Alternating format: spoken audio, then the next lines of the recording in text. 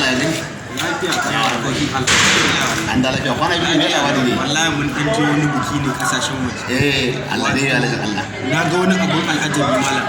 wanda ya ban mamaki kuma ya burge ni matuƙa wannan sha wato wani guri da muka je na party malam wato wata ganga ce ni wadda ban taɓa ganin irin ta ba wato da yan kiɗan da masu rawan da yan filin yan kallon duk akan wannan gangan ake rawa alhaji ba matsala sun kwale kuwa trailer ta ƙarshen akuya take wucewa saboda girma akuyoyi mu da zan kwale kuwa wadda da gaske ana mamaki trailer ta fita ƙarƙashin akuya a kwale kuwa wadda da gaske kwale kuwa kasa kuce to dan ni na ce ma na je waje na ga ganga da mukiɗa da kowa a saman ta sai ka ce mun kai kwale kuwa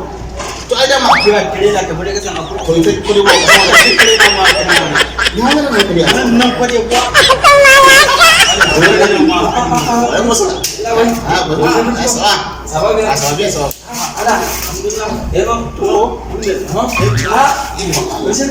wallahi ya shigo mazalin kwana da yawa ina tsaya ina malam ya tafi ina mutumin nan kwana bi ka bace gaba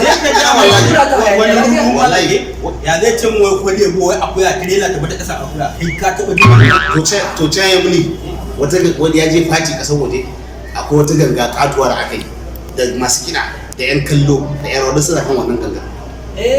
to ai kai abin da za ka yi la'akari da shi shine mu kaga a can inda muke abin da ake faruwa ita wannan akwai ba bakar akuya ba ce to wannan akuyar da fatar wannan akuyar ake rike wannan ganga